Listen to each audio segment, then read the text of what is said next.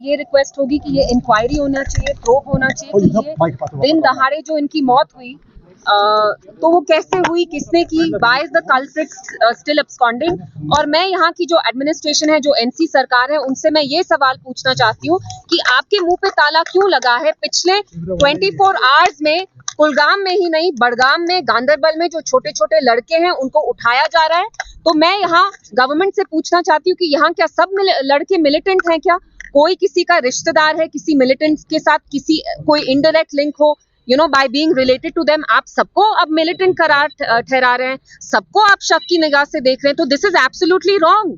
और मैं यहाँ की जो एनसी गवर्नमेंट है उनसे पूछना चाहती हूँ, जो आपको इतनी भारी अक्सरियत से लोगों ने यहाँ लाया, आपके मुंह में क्या आज दही जमा हुआ है? पहले और आज में क्या फर्क है? 2 महीने पहले भी हमारे छोटे लड़कों को उठा के अंडर पीएसए यूएपीए जेल में डाला जाता था, तब भी कोई बात नहीं करता था। आज आपकी सरकार है, 50 एमएलएज हैं आपके, आज आपके मुंह में क्यों दही जमा हुआ है? बात करिए। ये जो हमारे छोटे छोटे लड़के हैं उनको इंसाफ दिलाइए। पिछले एक दिन से यहाँ जो बुजुर्ग है गांव के, वो मुझे कह रहे हैं कि जो यहाँ लड़के हैं लगभग 500, ऑफिशियली 500 मच मोर, आज गांधरबल बड़गाम में भी लड़कों को उठाया जा रहा है। तो आप सबको शक की निगाह से क्यों देखते हैं? क्योंकि आप तो यहाँ क्लेम करते हैं मिलिटेंसी खत्म हो गई है। तो अगर मिलिटेंसी खत्म हो गई तो यहाँ पकड़ दकड़ का माहौल आप क्यों कर रहे हैं? पूरा एटमॉस्फेयर आप क्यों विशिएट कर रहे हैं? Fail, it's about the responsibility. आप एक ब्रूट मैंडेट से यहाँ आपने सरकार बनाई है। आज आप देखिए किसी भी सरकारी मिनिस्टर ने एक स्टेटमेंट तक नहीं दिया है।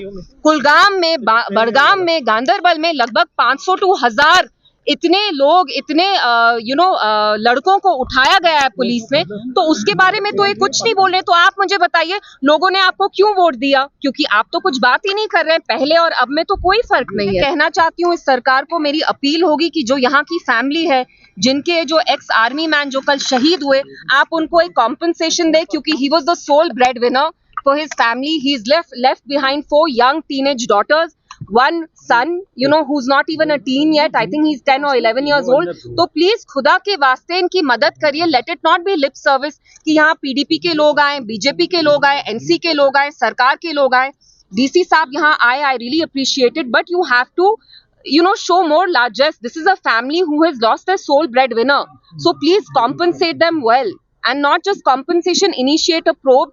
इस फैमिली को बहुत डर है कि अब उनकी फैमिली में किसी और को ऐसे ही टारगेट किया जाएगा। चाहती हूँ कि आप जम्मू कश्मीर को क्या एक जेल में तब्दील करना चाहते हैं, ओपन एयर प्रिजन बनाना चाहते हैं? अगर किसी ने एक बंदे ने गलती की तो आप क्या हम सबको शक की निगाह से देखेंगे? हम सब क्या यहाँ जो खड़े हैं हम मिलिटेंट्स हैं क्या? कि आपका मन आया आर्बिट्रेरीली आप अरेस्ट कर रहे हैं जिसको भी आपको पकड़ना है, लड़कों को। यहाँ मेरे साथ जो बुजुर्ग हैं गांव के, बी बाग के, आप उनसे पूछिए, कह रहे हैं पूरी रात हमें डर लगता है, ये सो नहीं पा रहे हैं क्योंकि ये पकड़ दकड़ का माहौल चल रहा है। आप प्रॉपर्टी सीज करते हैं, आप यंग लड़कों को उठा रहे हैं। तो हमारे नौजवानों का क्या फ्यूचर है जब आप उनको इस शक की निगाह से देखेंगे? और एनसी गवर्नमेंट क्यों नहीं इस पे कुछ बोल रही है? Why aren't they saying anything? एक रिस्पॉन्सिबिलिटी, हर एक चीज में अपना पल्ला झाड़ते हैं। लेकिन आज यहाँ करंट डेट में एनसी की सरकार है जिनके 50 एमएलए हैं, फिर भी मुंह में दही जमा हुआ है, बात नहीं कर रहे हैं। यहाँ आके उनको पूछना चाहिए कि ऐसे क्यों पकड़ धकड़ का माहौल है? जिन नौजवानों ने एनसी को ठकाठक वोट डाले, उनके साथ अब ये सिला दिया जा रहा है, ये सिला कर रहे हैं कि आप उनकी लाइफ प्रोटेक्ट तक नहीं कर पा रहे हैं। उनको जेलों में भरा जा रहा है, उनको पुलिस आके गाँव में ले जा रही है, कुलगाम, बड़गाम, गांधरबल। मैम वो कह रहे हैं